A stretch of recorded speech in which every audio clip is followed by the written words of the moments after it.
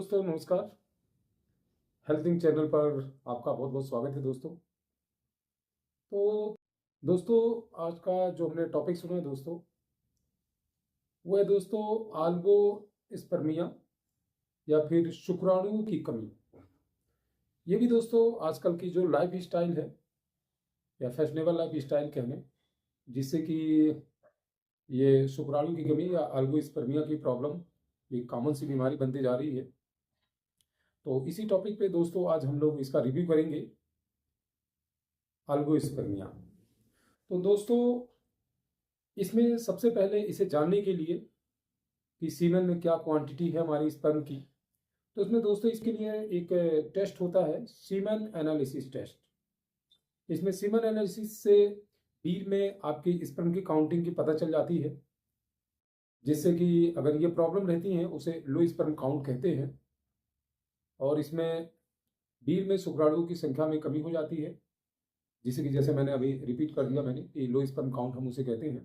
और यह शुक्राणुओं की कमी से पुरुषों में बांझपन की समस्या आ जाती है, तो इसको इन्हेंस करना होता है दोस्तों। साथ में अगर देखा जाए तो इसमें आप पूछेंगे कि क्या नॉर्मल रेंज होना चाहिए, तो वैसे दोस्तों एक एजुकेशन में कम से कम सीमेन की जो क्वांटिटी होना चाहिए या मात्रा होना चाहिए वह कम से कम 3 to 5 ml पर एजुकेशन में सीमेन की क्वांटिटी होना चाहिए। और इसमें अगर हम बात करें दोस्तों कि नॉर्मल स्पर्म काउंट की या रेंज की, तो यह मिनिमम दोस्तों 15 मिलियन से लेके 20 मिलियन, यानी कि 15 लाख से लेके 20 लाख स्पर्म पर एमएल काउंट होना चाहिए दोस्तों। मैक्सिमम 40 लाख 60 लाख भी होते हैं, ये तो हायर हो गया, लेकिन मिनिमम आपके सीमेन में जो स्पर्म की क्वांटिटी होना चाहिए 15 से 20 लाख की क्वांटिटी होना चाहिए, तब जाकर इससे गर्भधारण की प्रॉब्लम सॉल्व हो जाती है दोस्तों। अगर इसके नीचे हैं, अगर आप 10 लाख हैं, 5 लाख हैं या 15 से बिलो हैं, तो यह समझ लो आप इस अल्गोस्पर्मिया की बीमारी से आप ग्रसित हैं।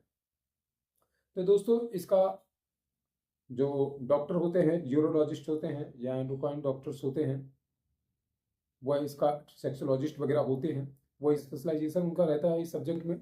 वो प्रॉपर डायग्नोज करके या चेकअप करके, जनरल चेकअप करके वह इस तरीके की चीज़ें देखते हैं कि आपके हार्मोन्स, जैसे कि आपका एफएसएच हार्मोन्स, एलएच हार्मोन्स, साथ में थायराइड की टेस्ट करते हैं।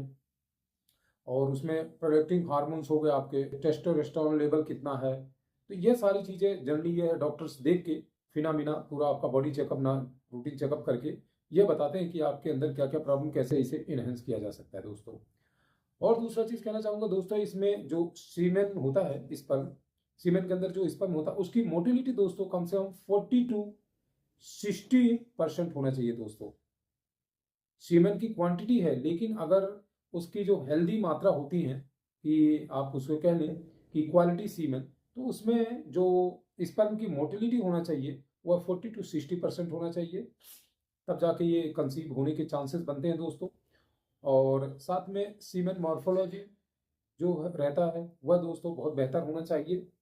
और WBC इन द स्पर्म, ये सारे चीज़ डॉक्टर देखते हैं, इस पर मॉर्फोलॉजी देखते हैं, मोटिलिटी देखते हैं और डेंसिटी देखते हैं दोस्तों। ये सारी चीज़ें देख के उनका फिनोमिना फिर वो एक रिजल्ट पे पहुंचते हैं कि किस तरीके का इनका सीमेन। और दोस्तों इसके अगर हम केस की बात किया जाए कि किस कारण से यह तरीके की समस्या आती है, तो जिससे सबसे पहले माल न्यूट्रिशन की प्रॉब्लम ना हो, कुपोषण का शिकार ना हो, प्रॉपर बैलेंस डाइट लेता हो, हेल्दी डाइट लेता हो दोस्तों। और दूसरा एक कारण होता है दोस्तों टेस्टिकुलर वेरिकोस, अगर उसकी टेस्टिस में वेरिकोस की प्रॉब्लम होती है तो यह भी एक कारण होता है। साथ में हार्मोनल्स इनबैलेंस है, टेस्टोस्टेरोन लेवल वगैरह डाउन है, तो उसमें ये समस्या आ जाती है दोस्तों। और अगर उनके सीमेन में इन्फेक्शन है, कुछ ऐसा मटमैला सा उनका सीमेन है या फिर कुछ इन्फेक्टेड सीमेन है, तो उसमें दोस्तों एंटीबायोटिक्स वगैरह का डॉक्टर उसमें डोज चलाते हैं। और लो स्पर्म काउंट, जो कि दोस्तों ये प्रमुख बीमारी का ही नाम है दोस्तों, अगर स्पर्म काउंट है कम है तो उसको अल्गोस्पर्मिया कहते हैं। तो ये चीज़ें समस्या रहती है दोस्तों, तो कंसीव होने में ये प्रॉब्लम जाती है दोस्तों।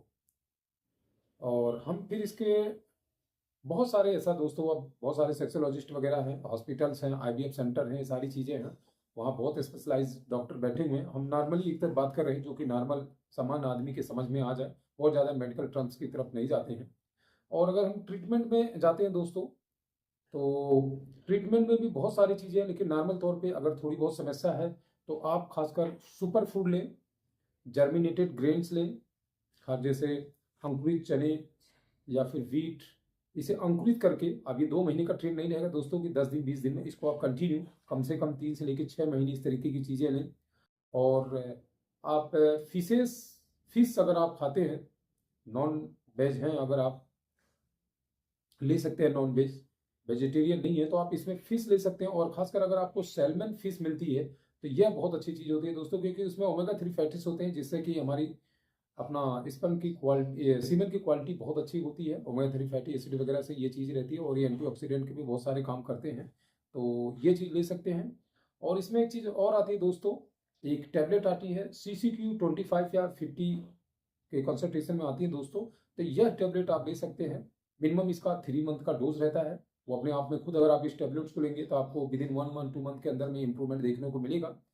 और 1 महीने और लेने के बाद में यह आप सीमेन एनालिसिस कराएं, फिर आप देखें तो आपका सीमेन एनालिसिस क्या है, कितना आपका एनहेंस हुआ स्पर्म की क्वांटिटी सीमेन में। तो ये चीज़ आप देख सकते हैं दोस्तों। तो ये आज का टॉपिक था हमारा, शुक्राणुओं की कमी, एल्गोस्पर्मिया, जिससे कि पुरुषों में बांझपन की समस्या आती है। और वो अगर इस तरीके से इंटीमेट होते हैं तो वहाँ पे लो स्पर्म काउंट वाला अगर मरीज है तो वहाँ पे कंसीव होने के चांसेस बहुत कम रहते हैं दोस्तों। ये बहुत बड़ी बीमारी नहीं है, मिल्क काउंट से भी के हम इनहेंस करके स्पर्म काउंट बढ़ा सकते हैं। तो जैसा कि मैंने बताया, ये छोटी सी 2-3 चीज़ें थी, एक हमने रिव्यू किया सिम्टम्स और इसकी ट्रीटमेंट की तरफ में। तो बहुत ज़्यादा इसका नहीं दोस्तों, थोड़ा बहुत समस्या रहती है जो कि इस मेडिसिन वगैरह से सॉल्व हो जाती है। तो मैं आशा करता हूँ दोस्तों ये वीडियो आपको पसंद आई होगी। तो इसको लाइक करेंगे दोस्तों, शेयर करेंगे और सब्सक्राइब करें। और अगर आप मेरे चैनल पे नए हैं तो सब्सक्राइब करके बेल आइकन का बटन प्रेस कर दें, ताकि आप तक नई नई जानकारियाँ वीडियो पहुँचती रहे दोस्तों। धन्यवाद दोस्तों।